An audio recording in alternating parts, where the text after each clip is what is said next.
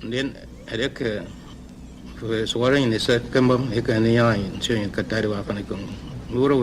wish to extend greetings and friendly wishes to all who may encounter this Voyager and receive this message. Enviar a todos los seres del universo un afectuoso mensaje de paz y felicidad. Que el futuro nos depare la Ook oportunidad. België stuurt zijn groeten de ruimte in aan boord van de Voyager. En hoopt dat deze boodschap als ook... And good luck, Bandisi Wanadepan.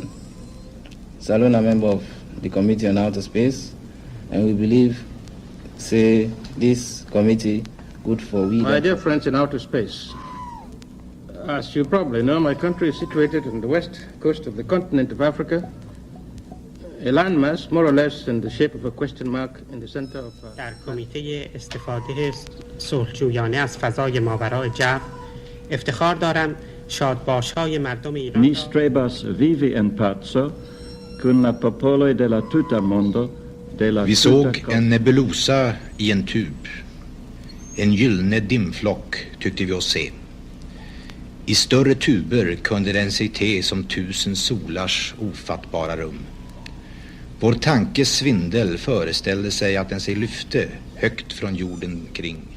Från tid och rum, vår livs naivitet till andra dimensioners majestät. Där härskar ingen lag av livets sort. Där härskar lagarna för världars värld. Där bölja solarna till mognad bort och klinga in i alla solars härd. En rikedom av solar finnes där. Var sol pulserar där med allt ett slag. I större solars oerhörda sken. Och allt är klarhet där och dagars dag.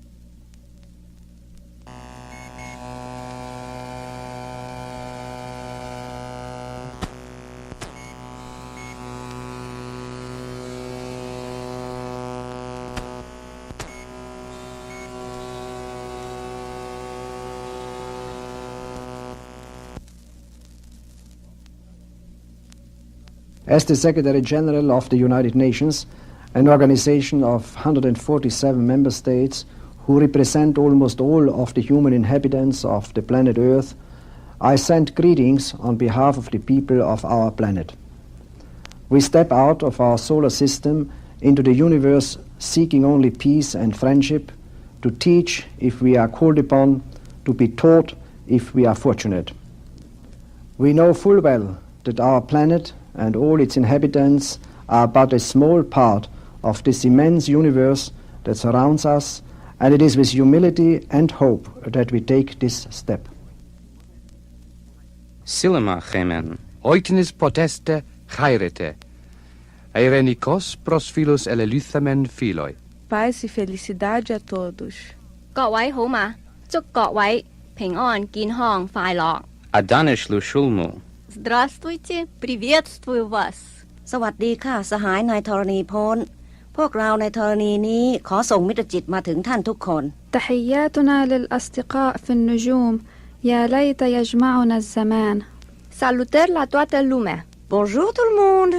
Mae lakmia. Shalom. Hola y saludos a todos. Selamat malam hadirin sekalian. Selamat berpisah dan sampai bertemu lagi di lain waktu. Kay pachamatna, pitapas, maitapas, rimapayast, runasimit. Audigiano. Ashuli. Namaskar. Bishe shanti hoc. Salvete quicumque estis.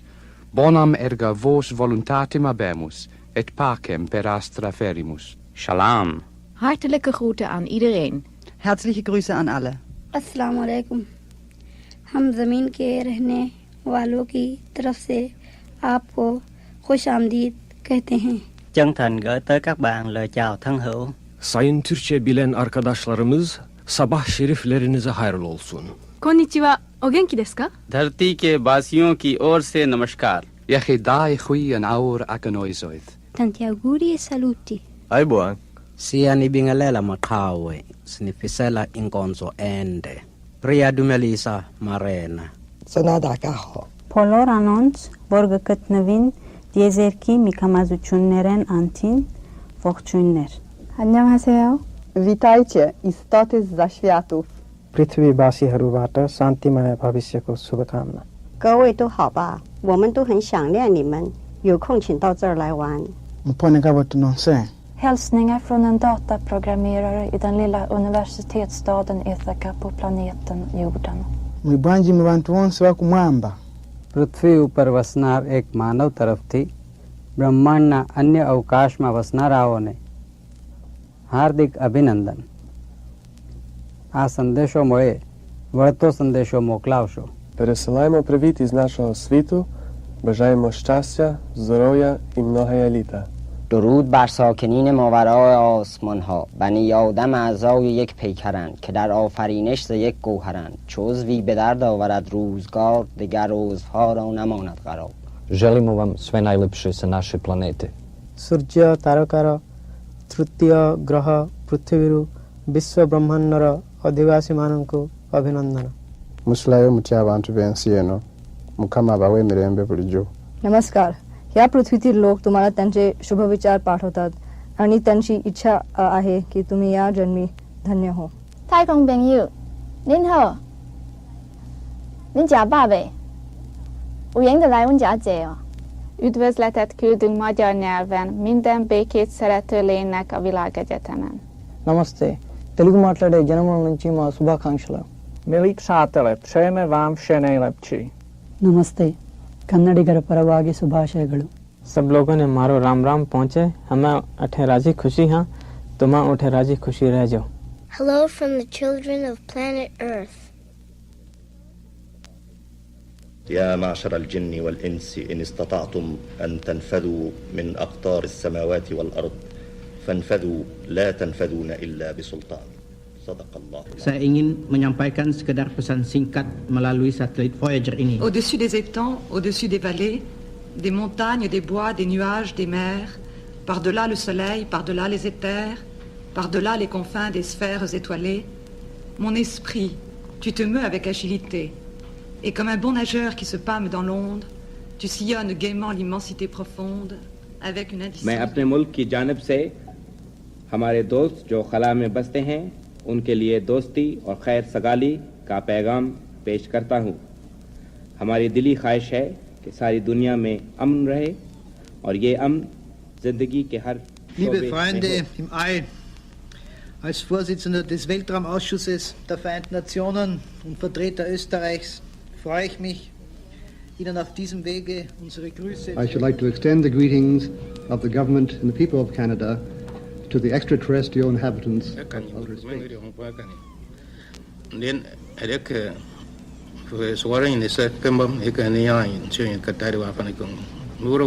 I wish to extend greetings and friendly wishes to all who may encounter this Voyager and receive this message. Enviar a todos los seres del universo un afectuoso mensaje de paz y felicidad. Que el futuro nos depare la Ook oportunidad. België stuurt zijn groeten de ruimte in aan boord van de Voyager. En hoopt dat deze boodschap als ook... And good luck, Bandisi Wanadipan. Salon, a member of the Committee on Outer Space, and we believe, say, this committee good for we... My dear friends in outer space, as you probably know, my country is situated on the west coast of the continent of Africa, a landmass more or less in the shape of a question mark in the center of... در کمیته استفاده صلحجویانه از فضای ماورای جبر افتخار دارم شادباش‌های مردم ایران Ni strebas vivi en pazzo con la popolo della tutta mondo della Vi tutta såg en nebulosa i en tub. En gyllene dimflock tyckte vi oss se. I större tuber kunde den sig te som 1000 solars ofattbara rum. Vår tankes svindel föreställde sig att den sig lyfte högt från jorden kring. Från tid och rum, vår livsnaivitet till andra dimensioners majestät. Där härskar ingen lag av livets sort. Där härskar lagarna för världars värld. Där bölja solarna till mognad bort och klinga in i alla solars härd. En rikedom av solar finnes där. Var sol pulserar där med allt ett slag. I större solars oerhörda sken. Och allt är klarhet där och dagars dag.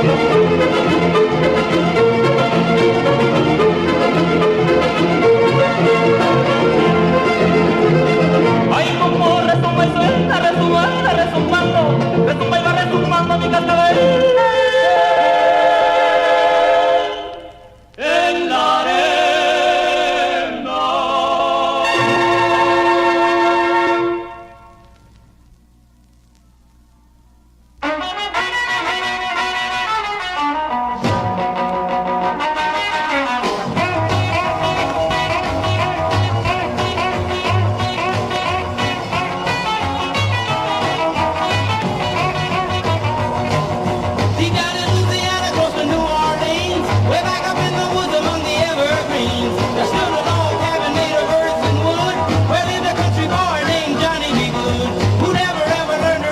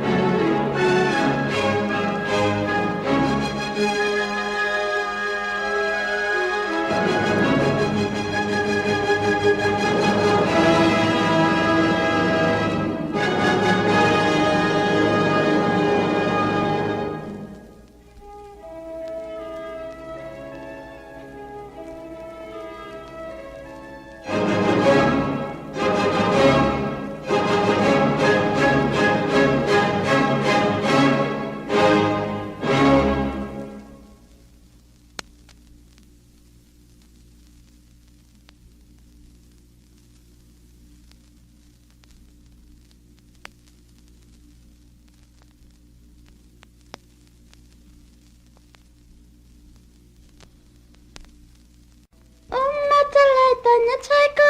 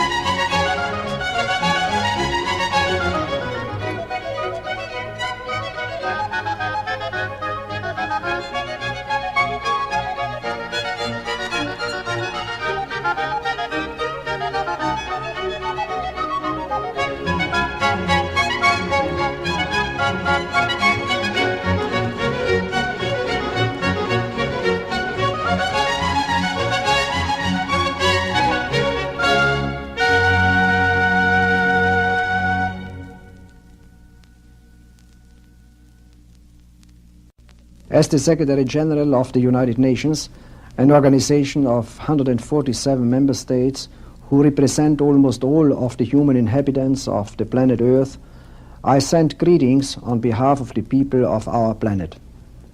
We step out of our solar system into the universe seeking only peace and friendship, to teach if we are called upon, to be taught if we are fortunate. We know full well that our planet and all its inhabitants are but a small part of this immense universe that surrounds us, and it is with humility and hope that we take this step.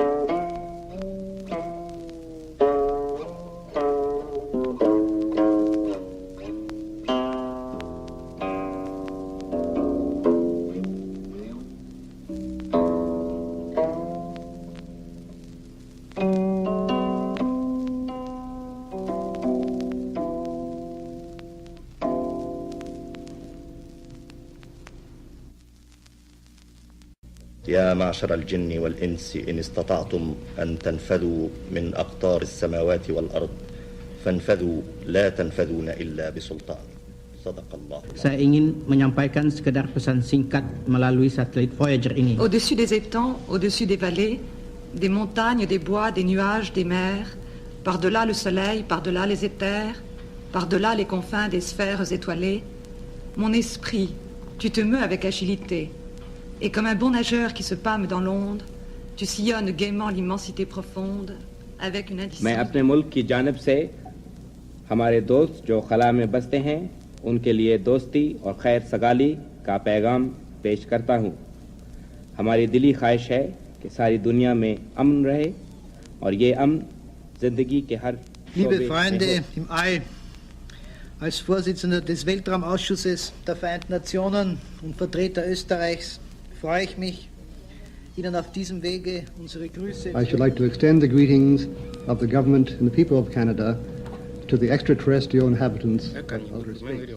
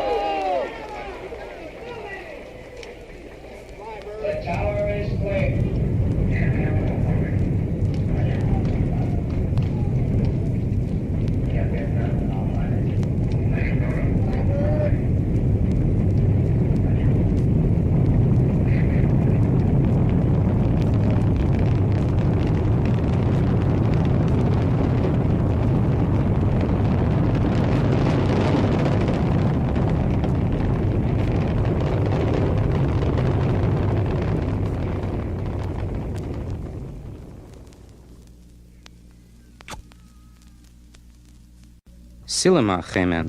Oitinis poteste chairete. Eirenikos pros philos eleluthamen philoi. Paz e felicidade a todos. 各位好嘛，祝各位平安健康快樂。 Adanish lu shulmu. Здравствуйте, приветствую вас. สวัสดีค่ะสหายนายธรณีพลพวกเราในธรณีนี้ขอส่งมิตรจิตมาถึงท่านทุกคน تحياتنا للأصدقاء في النجوم يا ليت يجمعنا الزمان. Salutări la toată lumea. Bonjour tout le monde. Mae lakmia. Shalom. Hola y saludos a todos. Selamat malam hadirin sekalian. Selamat berpisah dan sampai bertemu lagi di lain waktu. Kay pachamatna, pitapas, maitapas, rimapayast, runasimit. Audigiano. Ashuli. Namaskar. Bishe shanti hok. Salvete quicumque estis. Bonam erga vos voluntatem habemus, et pacem per astra ferimus. Shalom. Hartelijke groeten aan iedereen. Herzliche Grüße an alle.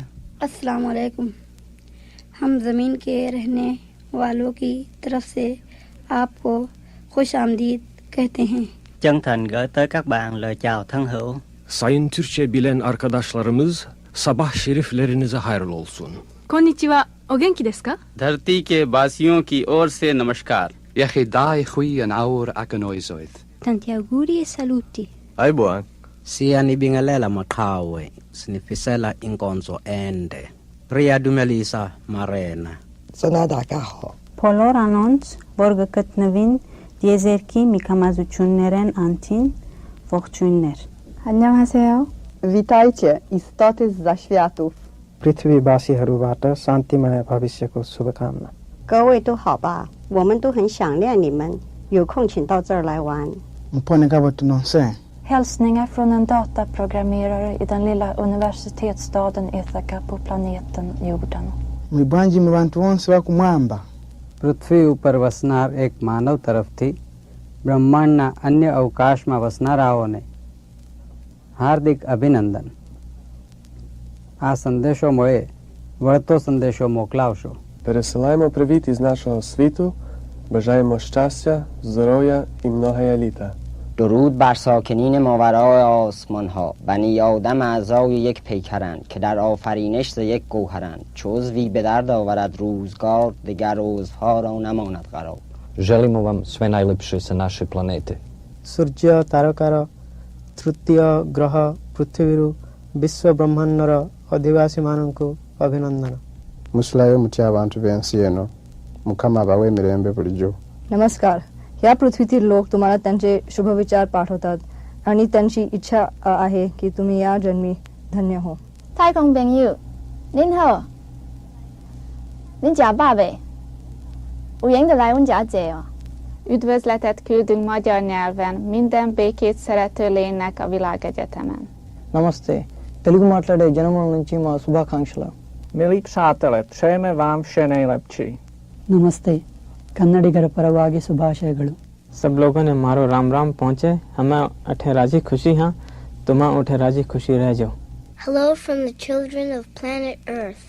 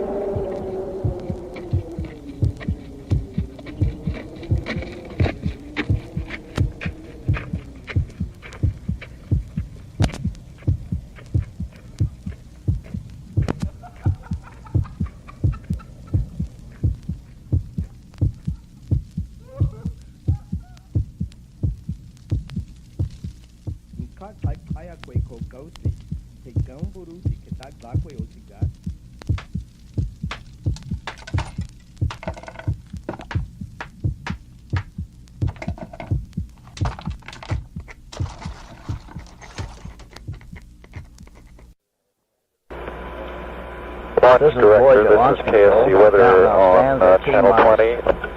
69 minutes, 38 seconds and counting. The loading of Centaur's 9,400 gallons of extremely cold liquid hydrogen fuel is underway at this time. The countdown for the launch of Voyager at 8:56 a.m. this morning continues to go well.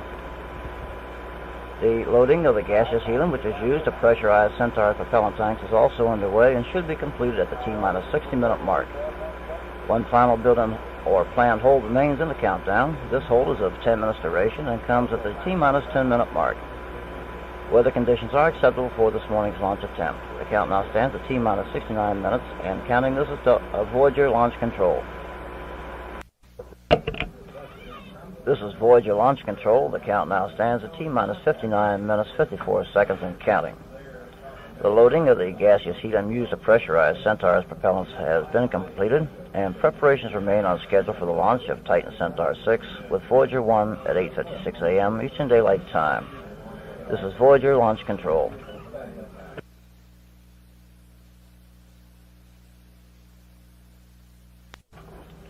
This is Voyager Launch Control. The count now stands at T-minus 49 minutes, 28 seconds and counting. We remain on schedule for a liftoff of Titan Centaur 6 with Voyager 1 at 8:56 a.m. Eastern Daylight Time. To summarize launch preparations to this point, the countdown for launch began at 9:21 p.m. Sunday evening. Initial preparations included powering up the Centaur for a series of propulsion, hydraulic, and pneumatic preparations. Removal of the 240-foot-tall mobile service tower, which provided 360-degree access to the space vehicle during flight preparations, was moved back to its pad, to its park site at Complex 41 this morning, with the move completed shortly after 5 a.m. The two liquid stages of the Titan rocket were loaded with fuel and oxidizer last Thursday and Friday. These two stages use Aerozine 50 as a fuel and nitrogen tetroxide as an oxidizer. They are hypergolic, meaning they ignite on contact, and no ignition system is needed. Unlike the cryogenic or super-cold fluids aboard the Centaur stage, these liquids are storable. Loading of liquid oxygen and liquid hydrogen for Centaur began shortly after the count emerged from a 60-minute built-in hold at 6:51 a.m. this morning.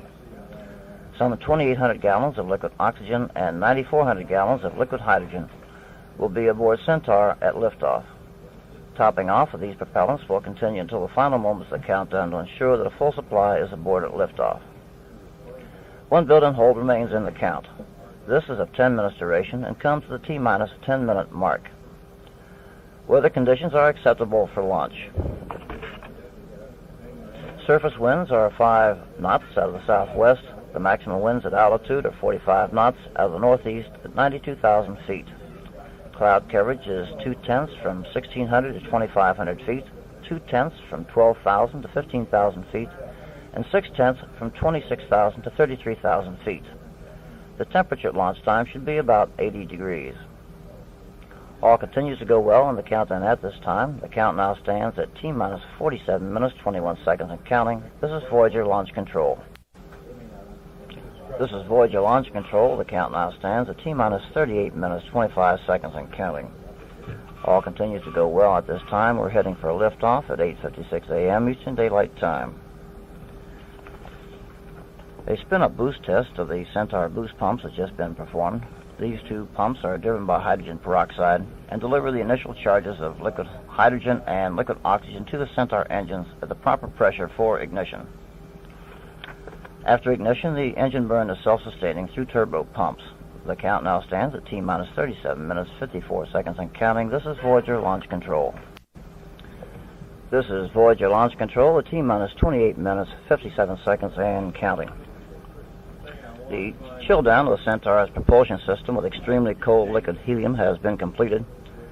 Liquid helium is supplied from the pad, and its extreme coldness, about 450 degrees below 0 Fahrenheit, prepares the Centaur's pumps to handle the super cold or cryogenic fluids which the Centaur stage uses as propellants. The chill down reduces the shock of contraction and other stresses when liquid hydrogen at a temperature of 423 degrees below 0 begins to flow through the system. Pre-chilling the system also ensures that the fuel enters the combustion chambers as a liquid rather than a gas. Chill down will be continued from pad sources until 7 seconds prior to liftoff. During flight, the chill down process will be continued by bleeding small amounts of liquid hydrogen through the system. The count now stands at T-minus 28 minutes, 5 seconds and counting. This is Voyager Launch Control. This is Voyager Launch Control at T-minus 25 minutes, 11 seconds and counting. The countdown continues to go well at this time. Voyager 1, like its sister spacecraft, Voyager 2, carries a phonograph record called Sounds of Earth on the chance that intelligent beings might someday capture the spacecraft as they continue on their voyages through interstellar space. The 12-inch copper disc contained greetings from Earth people in 60 languages, samples of music from different cultures and eras, and natural sounds of surf, wind, and thunder, birds, whales, and other animals. These records contain electronic information that an advanced technological civilization could convert into diagrams, pictures, and printed words, including a message from President Carter. They also carry this message from Kurt Waldheim, Secretary General of the United Nations. As the Secretary General of the United Nations, an organization of member states who represent almost all of the human inhabitants of the planet Earth, I send greetings on behalf of the people of our planet. We step out of our solar system into the universe seeking only peace and friendship, to teach if we are called upon, to be taught if we are fortunate. The records are attached to the sides of the main body of the spacecraft in prominent locations. It contains, in scientific language, information on how the records are to be played using the cartridges and needles provided. The theory is that if other beings are intelligent enough to capture the spacecraft, they are sufficiently intelligent to bring the record sounds and pictures to life. The count now stands at T-minus 23 minutes and 30 seconds and counting. This is Voyager Launch Control. This is Voyager Launch Control at T-minus 19 minutes, 14 seconds and counting. The launch team has just completed a range safety command test. The countdown continues to go well. They were on schedule for a liftoff of Voyager 1 at 8:56 a.m. Eastern Daylight Time. In a scientific aside, some of us present for launch today may not be present when the Voyagers make their closest approaches to star systems outside the solar system.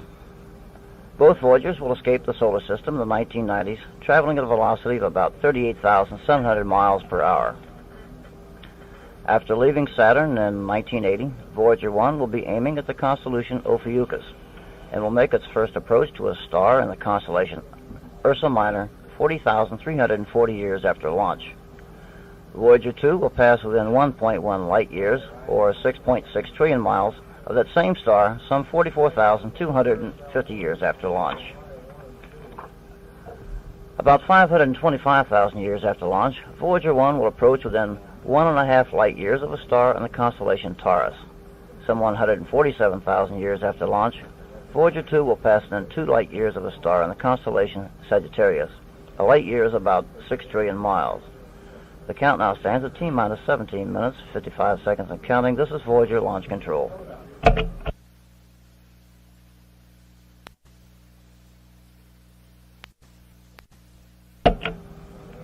This is Voyager Launch Control at T-minus 14 minutes, 36 seconds and counting. We remain headed for that on-time liftoff of Titan Centaur 6 with Voyager 1 at 8:56 a.m. Eastern Daylight Time. The launch of Voyager 1 was originally scheduled for September 1st, but apparent problems aboard the Voyager 2 spacecraft launched August 20th resulted in a 4-day delay for analysis. Charles Colhase, Mission Analysis and Engineering Manager for Voyager for the Jet Propulsion Laboratory, has provided this analysis of Voyager 2's current health and modifications made to the Voyager 1 spacecraft being launched today. This is a status report on the Voyager 2 and Voyager 1 spacecraft. Voyager 2 is healthy and in a stable cruise mode, locked onto the Sun in Canopus. A set of star pictures indicated that its science boom is within half a degree of full deployment and offers no problem in the planned use of the optical instruments on the scan platform. The mid-course maneuver of Voyager 2, originally scheduled for launch plus 6 days, has been postponed until launch plus 54 days, but will be only 12 meters per second in size. After holding detailed reviews to understand the in-flight anomalies experienced by Voyager 2, the following corrective actions have been taken on the Voyager 1 spacecraft, scheduled for launch on Labor Day. 2 leaf springs have been added to the science boom actuator to double the deployment torque. 2 torsion springs have been added to the science boom strut, and an additional 2 torsion springs have also been added to the RTG boom strut. Fixes have been made to the onboard computer software to desensitize some of the fault protection thresholds and to fix anomalies in the attitude control computer. A major objective of Voyager 1 is to fly close to the Galilean satellite Io, passing through a region known as the flux tube, where Io blocks the flow of charged particles along the magnetic field lines of Jupiter. Good Io-intensive Voyager 1 missions exist out through launches as late as September 13, with the last chance to hit the Io flux tube on September 15. The count now stands at T-minus 12 minutes, 9 seconds and counting. All continues to go well at this time. This is Voyager Launch Control. This is Voyager Launch Control. The count now stands at T-minus 10 minutes, 30 seconds and counting. We are just about to enter that final 10-minute hold. We will punch up the command circuits so you can hear the action underway in the blockhouse.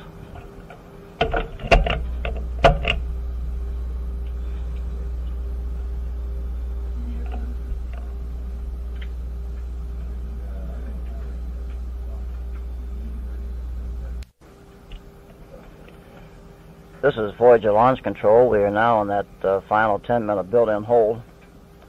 This is an evaluation period during which a number of last-minute checks will be conducted by the launch team in the vertical integration building to make certain that the rocket and spacecraft are ready for launch.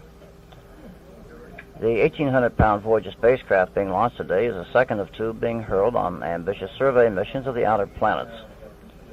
During the Voyager's decade-long missions, they could explore as many as 15 major heavenly bodies.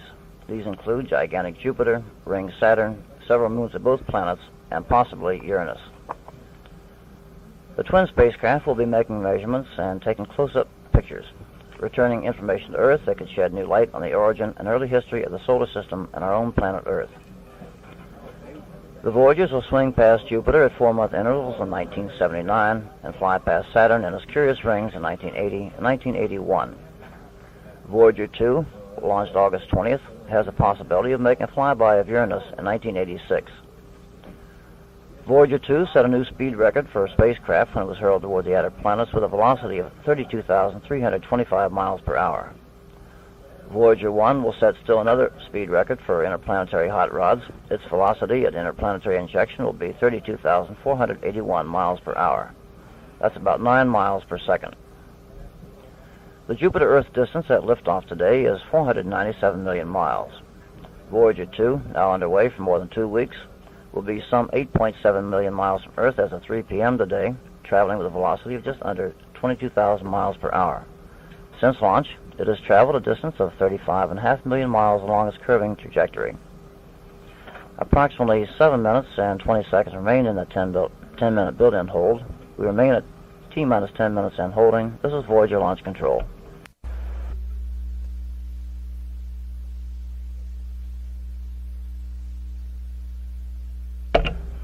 This is Voyager Launch Control. Approximately 5 minutes and 20 seconds remain in that built-in hold.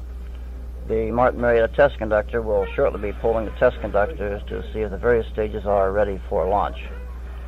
We'll plug that action into the loudspeaking system. Personnel switch to channel 1 for status and communications check. Roger. All personnel switch to channel 1 for a status and communication check.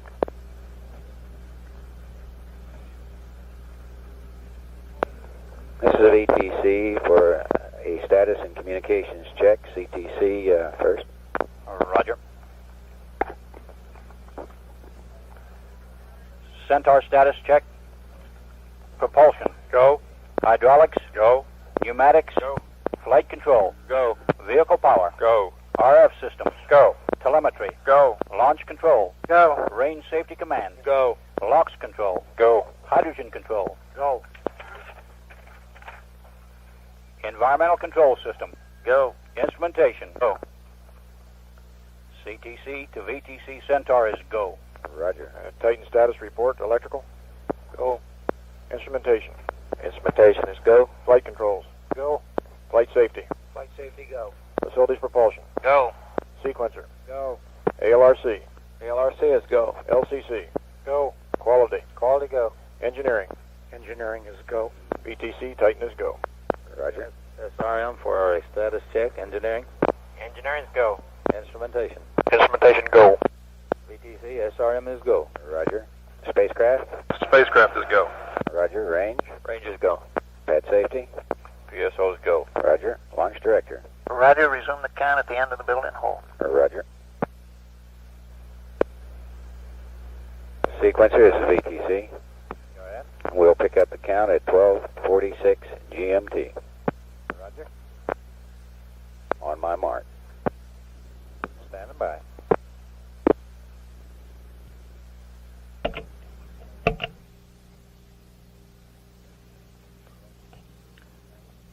This is Voyager launch control. Approximately 3 minutes remain in that built-in hold.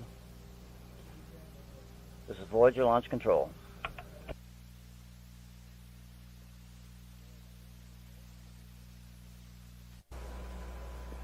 This is Voyager launch control. The count now stands at T-minus 10 minutes holding. 6 seconds remain in that built-in hold. T-minus 10 minutes and counting.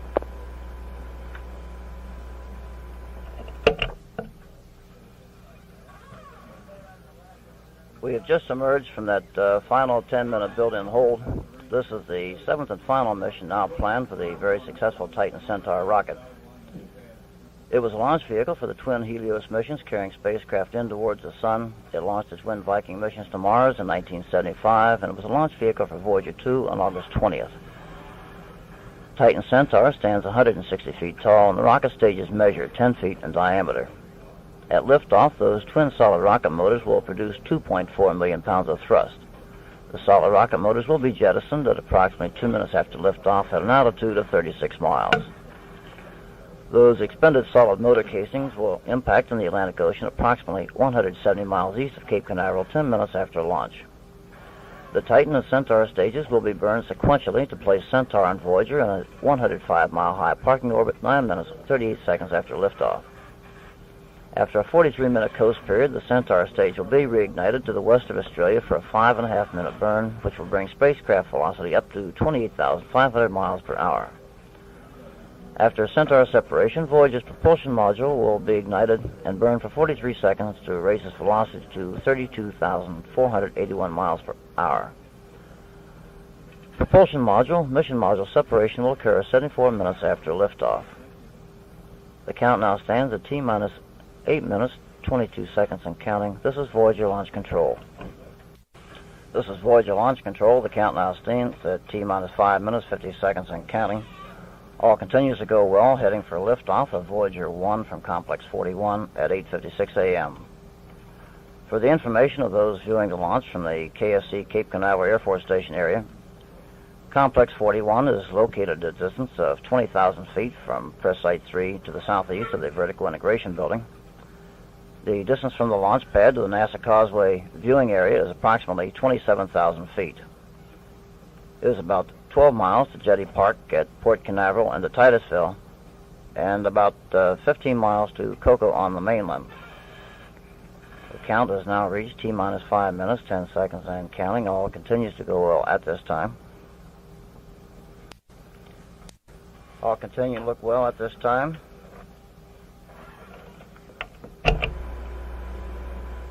Centaur propulsion ready. Roger. Environmental control ready. Roger.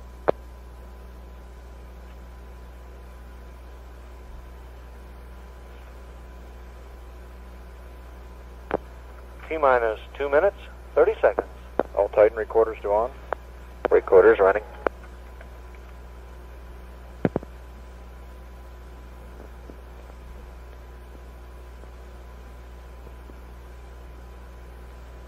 T-minus 2:15.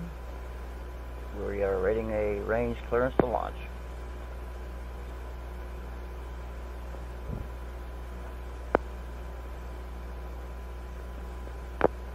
T-minus 2 minutes. Range safety command to arm. Roger. RSC armed. Roger. Centaur power to internal. Roger. PSO item 2 under 2. Ignition enabled. Centaur power on internal. Roger.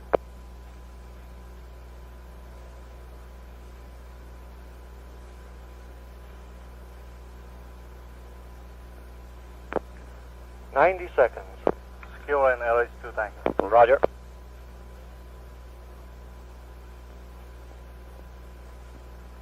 Hydrogen systems ready. Roger.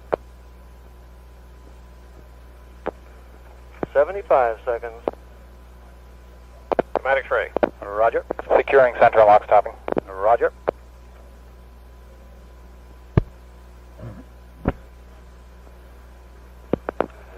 Lock system ready. 60 Roger. seconds.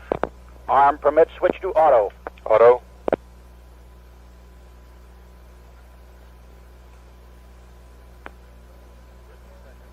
Launch directors, go. Centaur to launch permit. We have a verification of a green or no holds light on the launch control console, clearing the way to go to automatic sequence at 32 seconds. Launch sequence started. The count is now on automatic sequence, and the count will proceed down to 0 in ignition as Centaur's digital control unit and the Titan control monitor group perform the remaining critical functions. T-minus 15 seconds.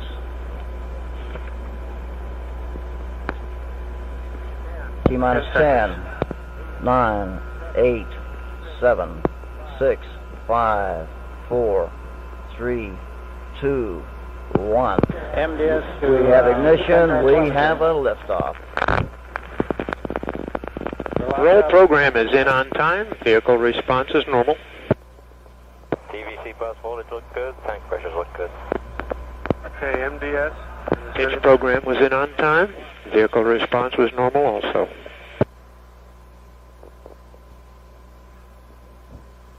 Very smooth flight. Very, very small attitude disturbances. Report a very smooth flight so far, no problems at all.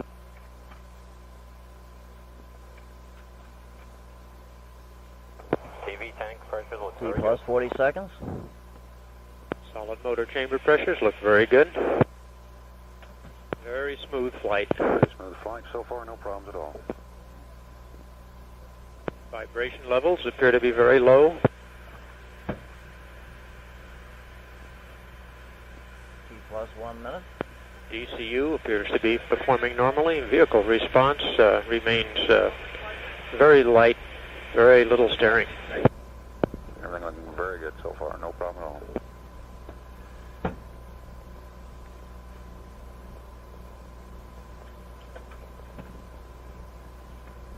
TVC tank pressures are holding up good.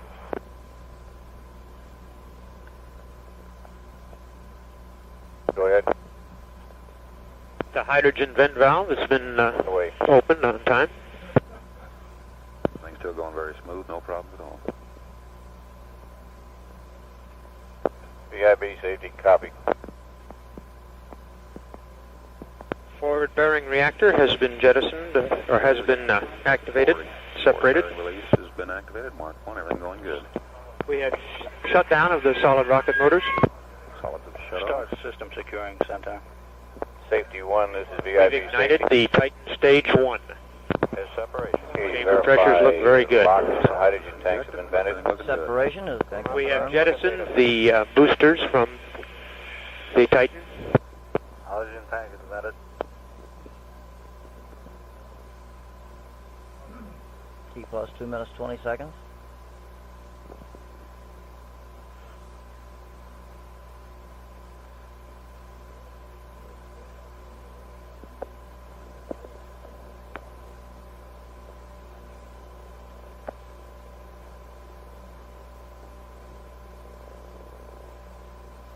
Those expended solid Things motor still look casings good. will- We have very little to report. Very smooth.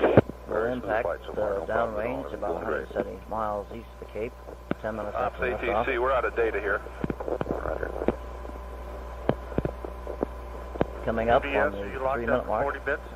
Yes, we've been locked up 40 bits. Staying in lock. Titan first stage continuing to perform very well, putting out about 470,000 pounds of thrust. The Titan stage still burning well.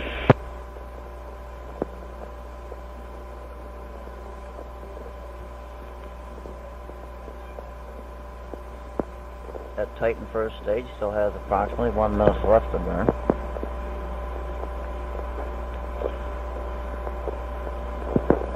Everything's still looking very smooth. Forward seal has been released on time. Forward seal's been released on time, everything going great. That's your SE in lock? It's going in and out. Roger. Yes, thanks. All the DCU functions appear to be normal at this time. The Titan stage 1 continues to burn well. Titan stage 1 still burning very well, no problems at all. Crisp looks right on the money.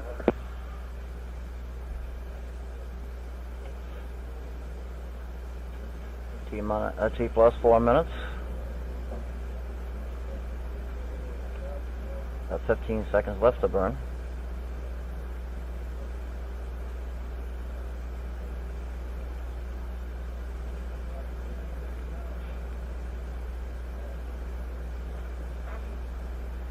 We have Titan Stage 1 shutdown, Titan Stage 2 ignition, and separation of the two Titan stages, all on time and normal.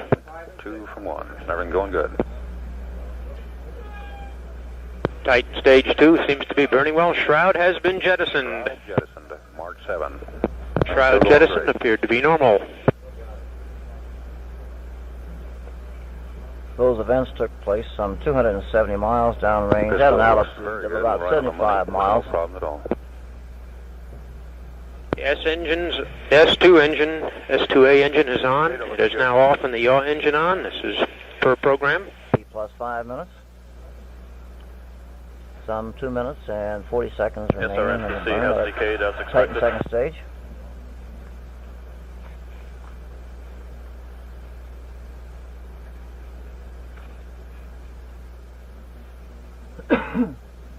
Titan Stage 2 still burning normally.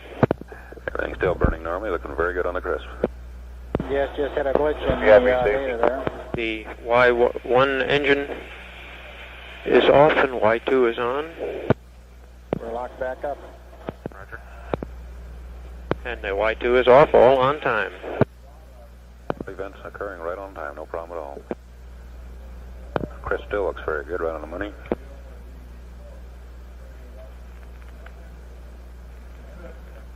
Centaur propulsion parameters look good. The venting appears to be normal. DCU functions appear normal. T plus 6 minutes. Stage 2 continues to burn well. This thing's still looking very well.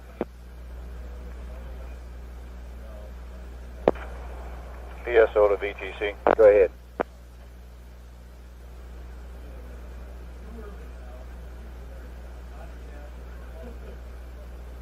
Everything's still looking real good, no problems at all. PSO to VTC. Go ahead. Preliminary look, looks like we got a clean pad. The locks and the hydrogen farm looks good. There's no sign of a fire. There's so far going through this south gate. The only report was that we still have water on.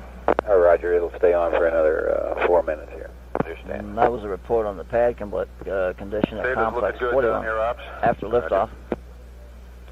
We're coming up on everything looking very well so 7 far, minutes. No problems at all. On my mark. Mark, 7 minutes. Continues to burn normally. 40-some seconds remain until shutdown of that Titan second stage.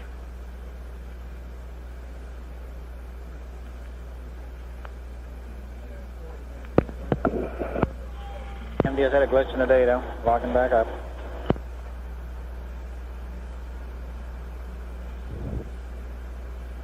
Boost pumps have started. Centaur boost pumps have started. Vehicle is pressurized. Centaur is pressurized. FDS out of sync. Roger. MDS bit synchronizer is locked. F40 FDS resync. FDS back in lock. SPIB safety. Have Titan shut down. Shutdown.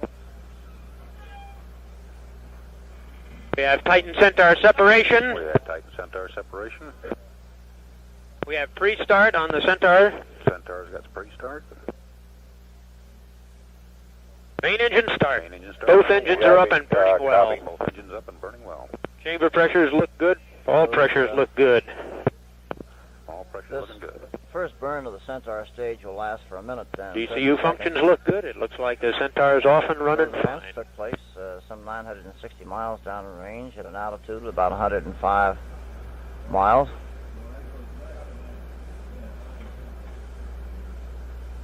DCU continues to look good. Everything's still looking good. No problems at all so far. The DCU is the Centaur's guidance unit.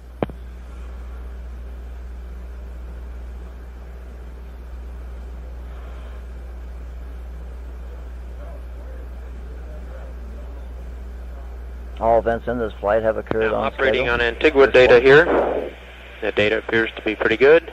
The vehicle is still doing just fine. About 35 seconds remaining in that first burn of the Centaur stage.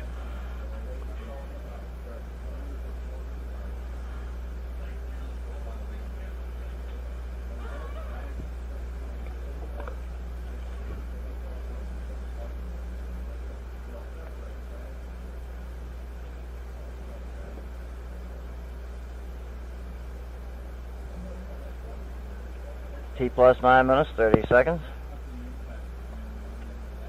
Just a few seconds away from Centaur shutdown. The pitch and yaw engines have all been turned on per program. Pitch and yaw engines are on for program on a Centaur. Everything looking good. The engines are all off on time. All engines off on time. Looking good. We have MECO, main engine cut off. Centaur, main engine cutoff has been confirmed.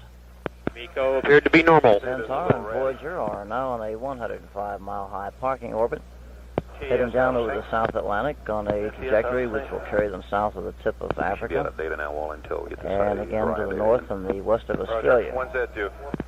All events in this flight have gone on schedule to this point. The vehicle performance, based upon the telemetry data, looks very good at this time. We appear to be in a normal coast. Centaur looks like a normal coast. Everything looking good. TDS resync. Those reports you're hearing are this coming is from launch Skip director on Channel 1. PSC's Expendable Vehicles Director. BTC. Are you on one? Centaur Roger. and Voyager 1 are now in a the press conference for parking this orbit. one, SPIB safety. Go ahead. press conference is going to be 2 hours after launch, which would be 11. T plus If everybody could 10 make it, minutes I and thought we'd 55 try to seconds have the before the launch control. debriefing for the test team at 10:30 over in the mission.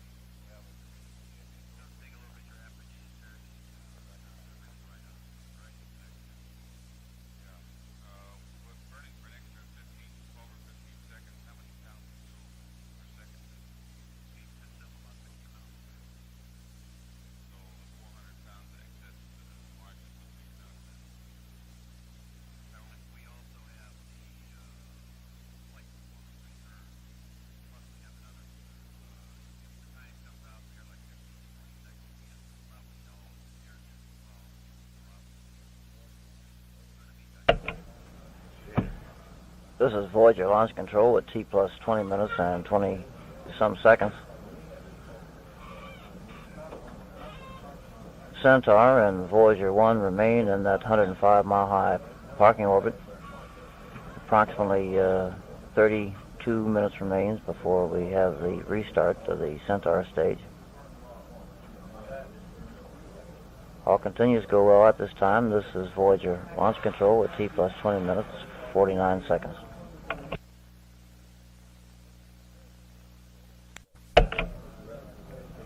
This is Voyager launch control with T plus 36 minutes, 30 seconds. Centaur and Voyager remain in that coast period in a parking orbit. Some 16 minutes and 15 seconds remain before Centaur is to be reignited for that second burn. That second burn is to be in excess of 5.5 minutes.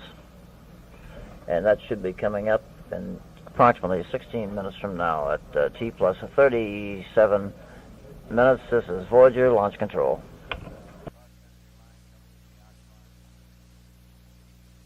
Please. This is Voyager launch control with T plus 43 minutes and 46 seconds. Centaur and Voyager are now in that coast period off the west coast of Australia. Just 9 minutes remains before the restart of the Centaur upper stage. That burn will be tracked by Araya aircraft.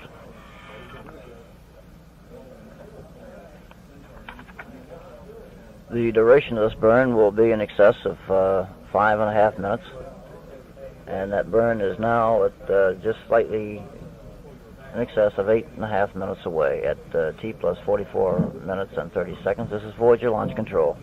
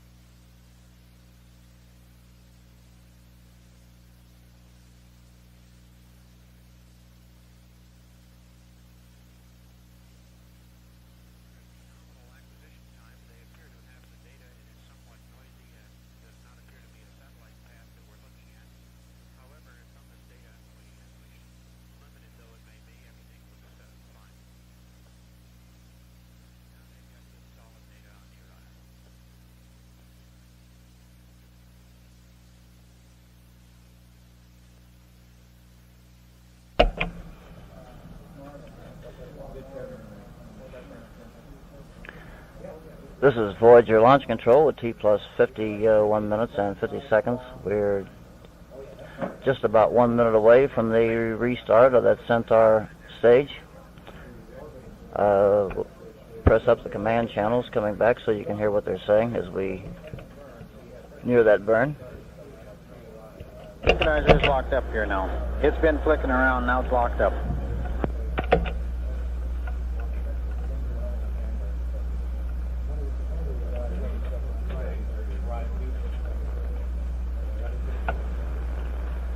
They're out at the moment. I was trying to punch up Skip Mackey. He picked up. Now they're back in.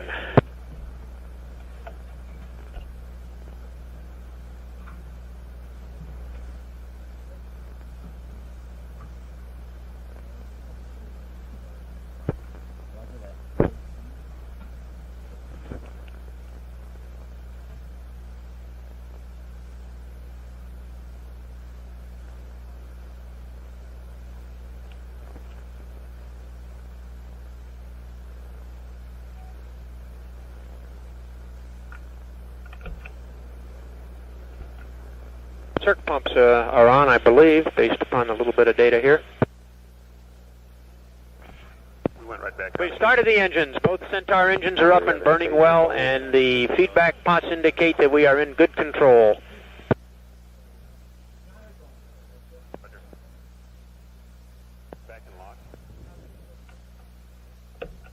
That was Skip Mackey confirming Centaur reignition.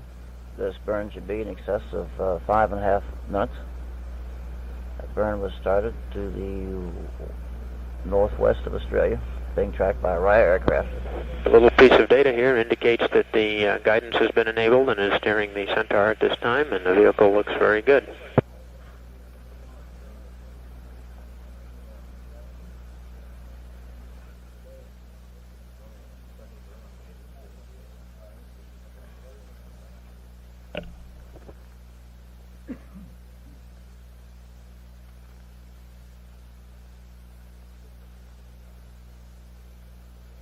Continue to get good data from the Orion showing a normal burn of the Centaur.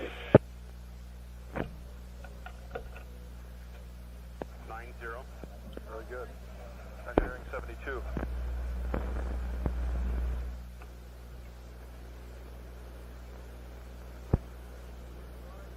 Just 7-8. Roger, very good. It's under 7 minutes now to Voyager separation. TC, CCS. Go ahead. Our first bit of data says we have an event count of 14, which would be the event event count before the 3 alpha. Roger. Where we should be. That LOS on the spacecraft Still link. good data from the Orion 1, and still a normally burning vehicle. Still have high big 2. Roger. That first bit of data looks like a CCS hour pulse. All right, there should be a CCS hour pulse 3 minutes ago. Riot 2's got AOS. We'll stand by for decom.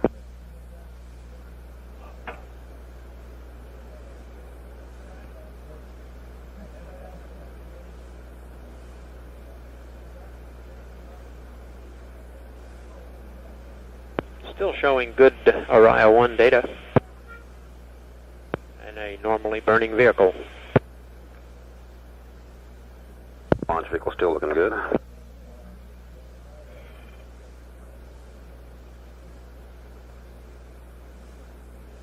Skip, do you get an overlap with Orion 2 so that we know that they'll be up while we still look at Orion 1? Yeah, there'll be we don't see it here. The Tel-4 will make the switch for us, but there's plenty of time. Okay. We're already past the nominal acquisition time for Orion 2, and we still have very clean Orion 3 data. Orion 1 data, sorry.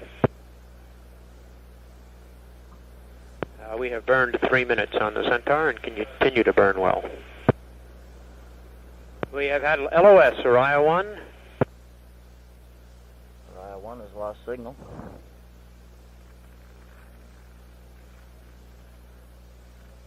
There's 5 minutes remaining. Real-time strip charts have not been switched. There we have Orion 2 data now. The second Orion Data's coming back. Space vehicle.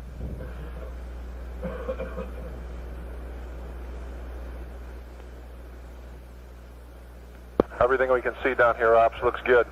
All right, thank you.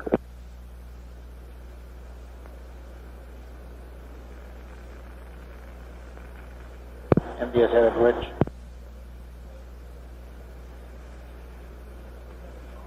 We still have not gotten good lock on the Uriah 2 data. It looks like they're having a decom problem at the station. MDS headed another bridge.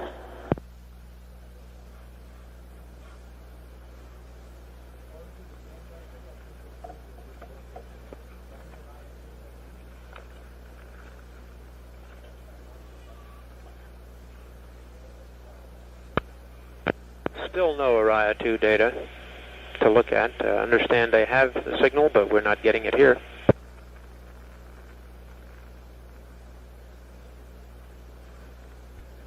Will Uriah 2 call out the mark event even if we don't have the data? They're supposed to, yep. Thank you.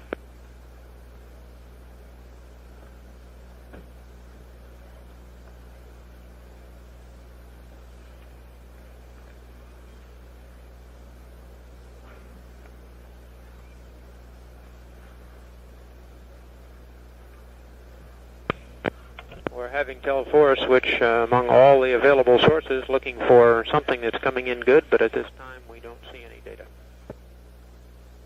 The engine will have been burning. All the attitude control stuff is good. The only thing we haven't got so far is gyro status, which we were interested in. Vanguard AOS isn't until 3600. We're not going to make it. Plus they're early. Hey, we got something. We got some data, and it's still burning. It's up and burning. And this is Uriah 2. It has the characteristic. Okay, launch vehicle still burning. We got data back for the launch vehicle now. Still looking good. We have main engine cut off. MECO was sharp and clear. We have main engine cut off has number 2. been confirmed. Control of the spacecraft will now be passed to the Jet Propulsion Laboratory in Pasadena. It sure looked like a velocity cutoff to everybody who looked at it.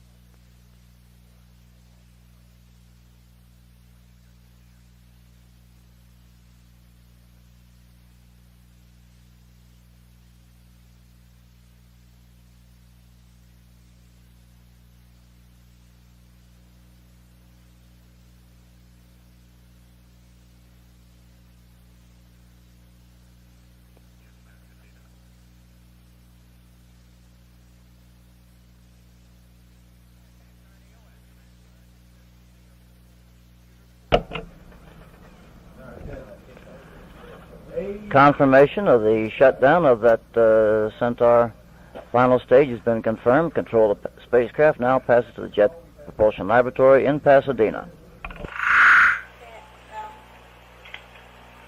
Good morning. This is the Voyager Mission Control at the Jet Propulsion Laboratory in Pasadena.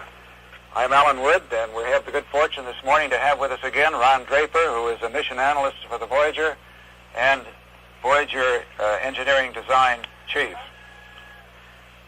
We're coming up now on the spacecraft should be aligning itself, the Centaur should be aligning itself for the separation of the spacecraft from the Centaur.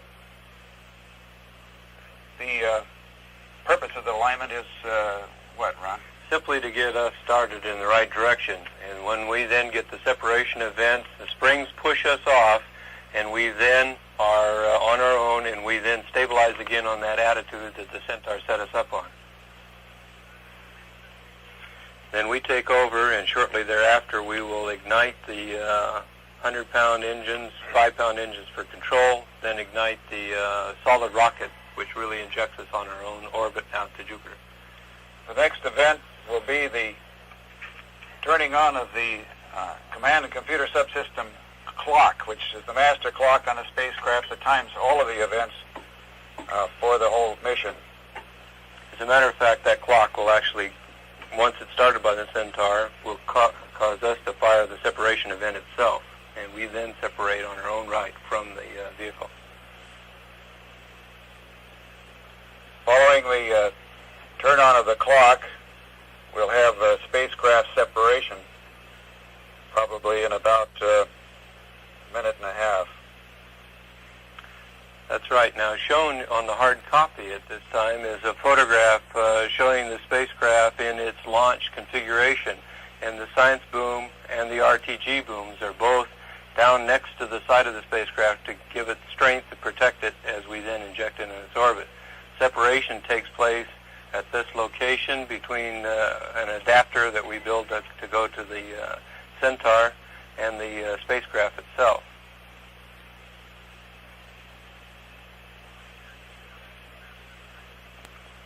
We now have spacecraft separation. Now, after the spacecraft separation, we then fire the solid rocket, and shown on the hard copy here again is what the propulsion system looks like. We have 100-pound engines that give us pitch and yaw control, 5-pound engines which give us roll control, and then we fire the solid rocket motor which gives us the injection itself. All of this fuel for the liquid system, the 100-pound to 5-pound engines, comes out of a central tank that is located up interior inside the mission module.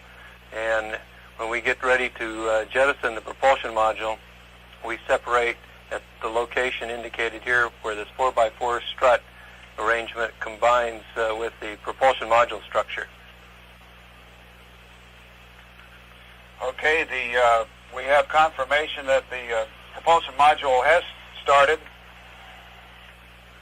and we also have the burnout confirmation. Also during this time, the shutters of the star trackers and the sun sensors have been blown off. So the propulsion module, which has 2,290 pounds of solid propellant in it, has burned completely in a very short time, and we'll soon know how well it went. The altitude of the spacecraft is now 736 miles. Its velocity is now 32,481 miles per hour. It is located in the western Pacific near Guam. It is now on a transfer orbit to the planet Jupiter. The next event that will come along very shortly here, the spacecraft should now be pitching over in preparation for the propulsion module separation from the spacecraft, from the mission module, I should say. Now, why is this Well, we pitch the spacecraft down so that we get good communications with the Earth. And so when the low-gain antenna is located closer to the Earth, we can hear it better. And that way we can then see the separation of the deployment of the RTG boom and the science boom, and then the separation or jettison of the propulsion module itself.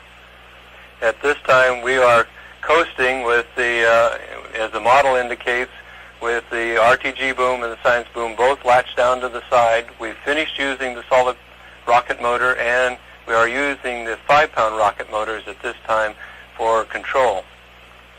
Now, we pitch down at 2.88 degrees per second, about 114 degrees to point the low-gain antenna, which is mounted on the upper side of the high-gain antenna and operates at S-band. We can both command and receive over this. But at the present time, we only have downlink transmitting capability.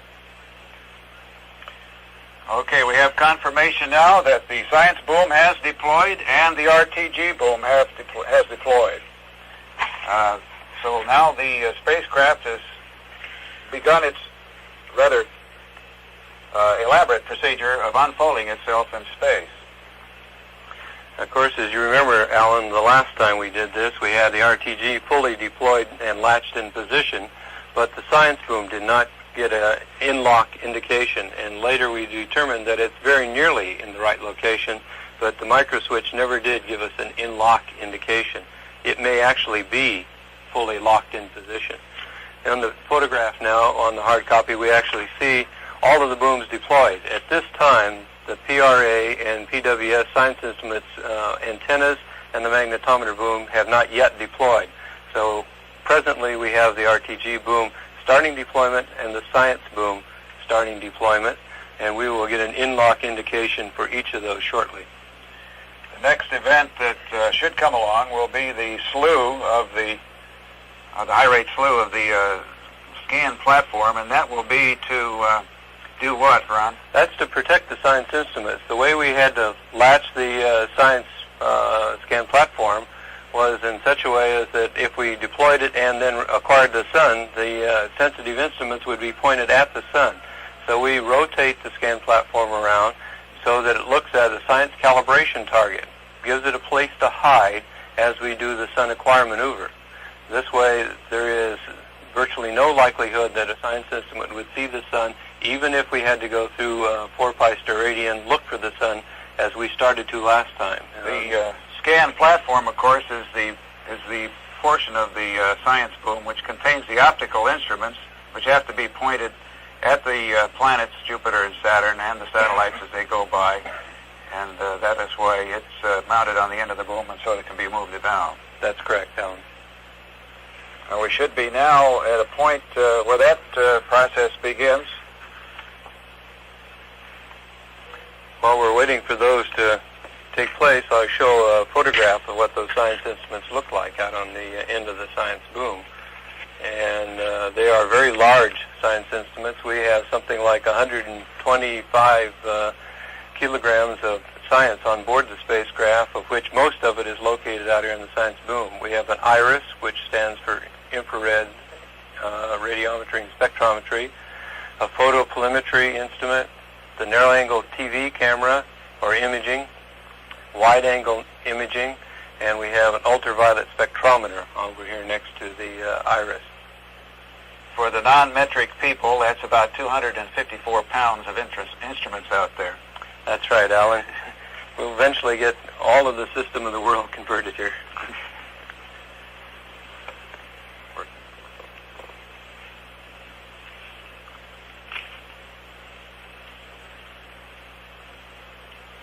The next event after the slew of the platform will be the propulsion module separation. And we are now launch plus 1 hour, 9 minutes, and 13 seconds, and the altitude of the spacecraft is now 2,732 miles, traveling at a speed of 29,953 miles per hour. It is going away from the Earth very rapidly. In fact, it passes the moon. It will pass the moon approximately 10 hours, I believe. Is that right, Ron? It's about 8 hours. We're actually really moving. Faster than that. That's right. It's a much faster trajectory than the Voyager 2, which was launched on August 20th. Now, at this time, we started off with the spacecraft total weight, including the adapter, 4,589 pounds, and we left with the Centaur an adapter that weighed 104 pounds. That gave us a total of 4,485 pounds, which we separated from the Centaur. And then we burned the solid rocket motor, and we're left with 350 pounds that were in the propulsion module when we jettisoned it. At the time of jettison, then, we are left with 1,820 pounds of mass, which we are injecting on orbit all the way to Jupiter. Very good. I think now we'll check out for a few minutes. This is Voyager Mission Control. Out.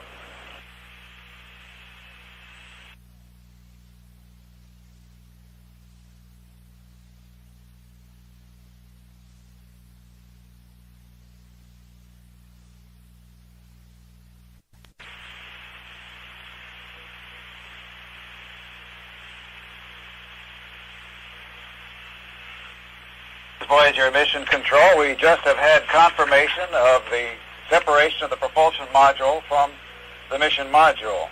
So far, all of the events have come off on time, as planned, no hitches. Apparently, the fixes have been made properly to Voyager 1. We haven't had a problem at all yet with Voyager 1 as compared with Voyager 2, Ron? That's right, and the fixes were all positive sort of things. We've added additional springs to the actuator, which deploys both the science boom and the RTG boom. We also added additional springs at the on the booms of each of those to latch the strut in location, and we removed the gyro check that was taking place early in the launch phase and put it down in the coast phase. As a result of that, we did not switch gyros either of the two times we did earlier in the launch of Voyager 2. Now, we are in all-axis inertial control at the present time of the spacecraft. and we have not switched plumbing like we did last time as a direct result of removing a few events which were made to add additional safety but caused additional problems for us the last time. And so it's working right on a textbook kind of a launch and sequence for a Sun Acquire. The next event coming up will be the acquisition of the spacecraft by Station 12 at Goldstone. That is, it's probably seeing the spacecraft already, but the process of locking up on the signal takes some time. This should come along in a few minutes when the spacecraft is approximately very close to 6,000 miles away from the Earth now, at least in altitude, and traveling at 27,873 miles per hour. As I said a moment ago, the events have all been absolutely perfect this morning on the spacecraft, and from all we can tell from Dick Young's commentary at the Cape, that all of the launch events of the Titan Centaur went off as planned. So we'll sign off here for a moment, for a few minutes, and we'll wait for the next events, which will be the turning on of some of the scientific instruments on the science boom of the Voyager 1 spacecraft. This is Voyager Mission Control out.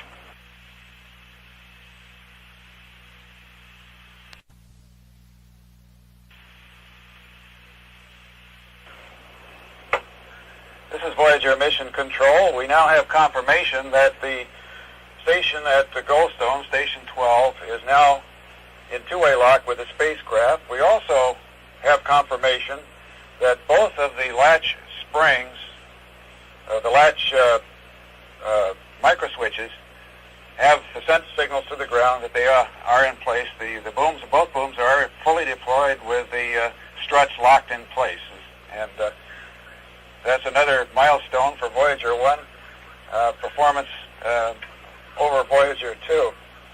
The next event will be the turning on of some of the science instruments. First off will be the plasma wave instrument, and that's located on the same side of the spacecraft as the RTG boom. Is that correct? Am I correct on that? That's right. The plasma wave instrument is located above the electronics module on the bus, and is a very simple small box which contains a receiver indicated in the photograph on the hard copy. It's an instrument that weighs a little over 3 pounds, takes a little over 1.1 watts to operate in cruise and 1.6 watts to operate in encounter, and it's really a receiver that looks for electric fields of plasma waves over a frequency range from 10 hertz to 56.2 kHz. That's mostly plasma from the sun. That's right. And it has 16 different channels that it steps in frequencies to analyze, and then we have an additional waveform analyzer that we put on at encounter times and give it very high data rates at those times. Yeah. The next instrument to come on following the plasma wave will be the low-energy charged particle instrument, which is also measuring particles coming from the sun. And do they follow the magnetic field lines as the plasma wave plasma does, or is it a different kind of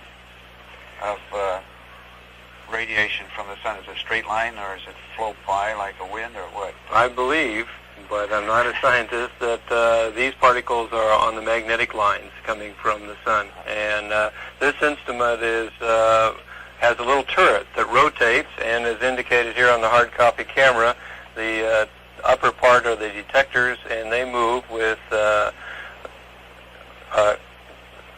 optics which look for the electrons and for ions, and then on the top is another set of apertures which look for particles coming perpendicular to those.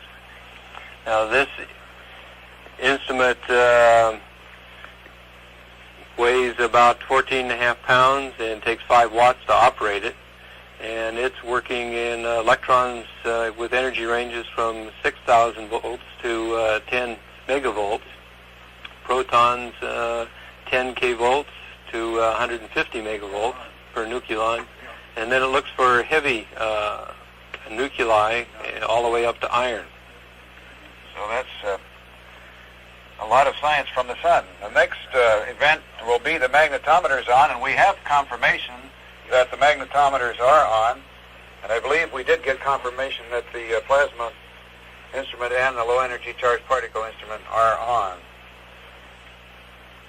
That's correct, Alan. The next event following the magnetometer turn on, we will do some ranging, the spacecraft two-way ranging, which will begin the accurate measurement of the location of the spacecraft and start the process of plotting its course accurately to Jupiter, performing maneuvers and so forth along the way. And then following that will be the release of the magnetometer boom. And I think Ron maybe could show us a picture of that. This is a very unique piece of equipment on the Voyager. It really shouldn't be called a boom. I think of a boom as being a great piece of wood that has big blocks and tackles on it and things like that they use on ships to unload. This looks to me like more of a trellis that carries vines on it or something. Actually, I understand the boom itself weighs less than the power cable that goes out to the magnetometers. That's right, Alan. This is quite a small structure in itself, and indicated in the photograph is a deployment canister which has a lanyard which keeps the boom from going out too fast. The boom is 13 meters long, or 43 feet, and has 3 longerons, and then every 5.6 inches are cross bays which hold it together to keep it structurally sound, and then it has lanyards which actually hold it in position. This is all coiled up in a canister which protects it during the launch phase, and then it deploys from the end as it moves out. And there is a magnetometer 0.53, the distance of the boom out on it, which we call the inboard low-field magnetometer. And then on the very top of it, or very end of it, is another one, which is the outboard low-field magnetometer. The total structure of the boom itself weighs 5 pounds, so it is very light for this 13 meters in length. What keeps it from flopping around? I would think that this thing would be would move quite a bit during maneuvers and that sort of thing when the spacecraft is rolling and pitching during maneuvers. Well, the structure itself is fairly strong, even though it doesn't look nearly that strong, and it does move around a little bit, but the thrusters on this spacecraft are much lighter in weight. Each one of the thrusters are 0.2 of a pound when we do attitude control, and then when we do the trajectory correction maneuvers, we actually fire 4 of those at a time in order to get us control, and as we begin to move off, when we turn off 2 of them and to get our control. And so we don't have large forces moving us around on this spacecraft like the conventional mariners with 50-pound engines or 100-pound engines. Yeah. Okay, very good. We have confirmation that the magnetometer boom has been released and is now winding its way out. It takes it how long to get out? Does it go out very quickly, or is it just a matter of a few minutes or a minute or two? It takes a few minutes to go out, and it actually rotates 22 turns as it goes out all the way. And the magnetometer is actually sampling that data, and the PI is counting those untwist turns to verify that it gets all the way out. And then there is a microswitch closure at the end of its deployment. Another microswitch. That's right, to verify that it really got all the way out. Okay. We'll wait for that. Right now it's launch plus 1 hour and 31 minutes. The spacecraft is now 12,099 miles above the Earth, traveling at 26,105 miles per hour. We'll sign off now for a few minutes because the next event will be the roll turn for the sun search, and hopefully when that comes up, we'll have confirmation of that magic microswitch on the on boom for the magnetometers. This is Mission Control out.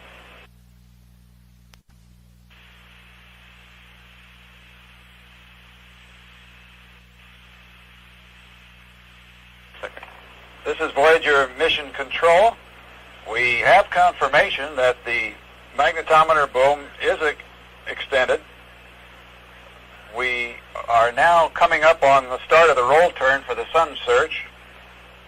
The roll will last for about 3 minutes, and it will be followed by a yaw turn of approximately 6 minutes.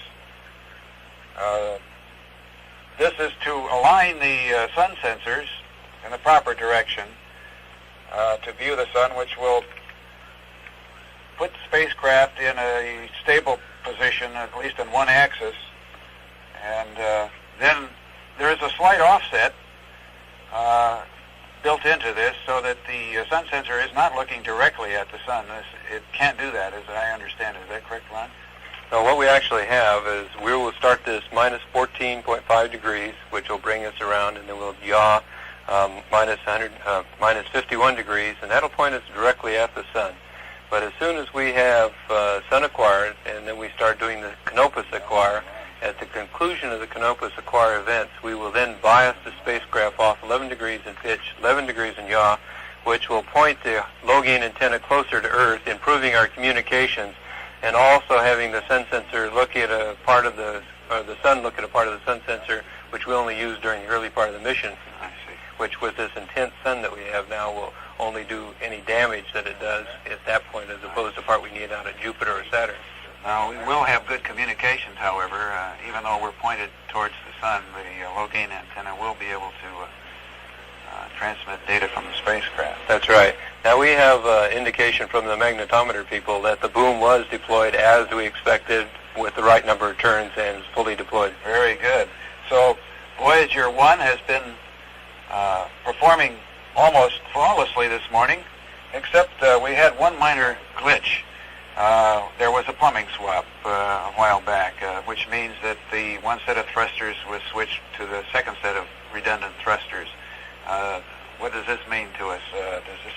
Well, because we've only had one, that's not really a serious problem. We either got an indication of too many thruster firings during the period of time as we were stabilizing, or we got a slightly larger turn than we would have expected, and either one of those two will cause us to switch from one set of plumbing to the other set.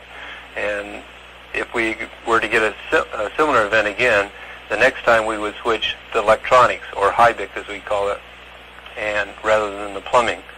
And as we had on Voyager 2 when we launched it, we went through that stage several times and still successfully were able to get stabilized on the sun. Yeah, we all remember that very well, I guess. So, we should now be at the end of the roll turn for the sun search part of this. The next event will be the yaw turn, and then hopefully the acquisition of the sun. So we're going to sign off now for a few minutes. This is Voyager Mission Control, out.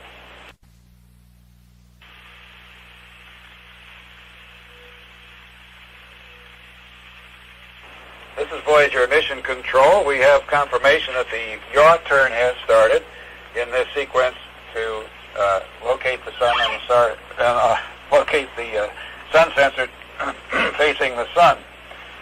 Ron has a picture here of the sun sensor for those people that are at JPL here who can see the picture, and can describe a little bit about the sun sensor to us now. Ron, go ahead.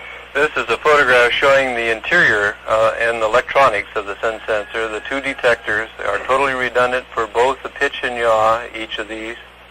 They have a hood that mounts over the top of them, and then in its finished configuration, looks like this closed box with a small openings which let the sunlight into the detector. On the sides of the sun sensor are RTGs, 6 of them, RHUs, which stand for radioisotope heater units, 3 on each side, each producing 1 watt by radioisotope thermal decay of heat. And the sun sensors are mounted on the high-gain antenna, and as indicated in this photograph, and actually look up through the high-gain antenna at the sun on the far side. In order to maintain the thermal control of these sun sensors, There are 3 louvers which open up to let additional heat out, and then we have 2 heaters which are turned on when we get quite some distance from the Earth as a way to keep them warm. We will finish this minus 51.3 degree yaw turn shortly and actually have the spacecraft using these sun sensors pointed directly at the sun. So the yaw turn should end shortly. We'll go off the air now and come back as soon as we get confirmation of that event. This is Voyager Mission Control out. This is Voyager Mission Control. We have confirmation that the yaw turn has ended.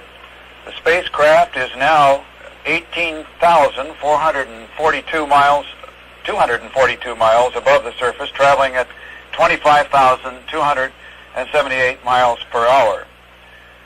The actual sun acquisition will take place in roughly about 15 minutes from now.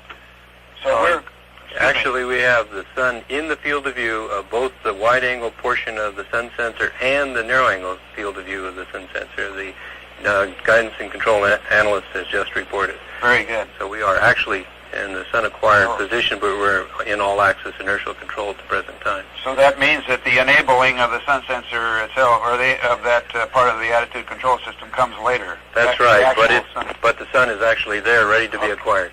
Well, that's good news. This is Voyager Mission Control out.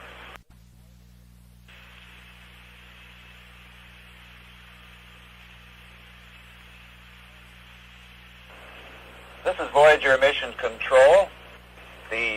As we announced earlier, the spacecraft completed its yaw turn in the sun search, sun acquisition sequence. The sun acquisition itself will take place in roughly 15 minutes from now. All of the events so far from launch through this sun acquisition sequence have gone off as planned, on schedule, and Voyager 1 has performed almost flawlessly. We can say now for sure that the fixes and the changes that were made following the Voyager 2 experiences have worked, and I think everyone is quite pleased. In a few minutes, we will have a press briefing down at Kennedy Space Center for a wrap-up on the launch events down there. In the meantime, while that is going on, we will have some other instruments on the Voyager 1 turned on. The planetary radio astronomy instrument will go on, and its antennas, which are about 33 feet long, or 10 meters, will be deployed.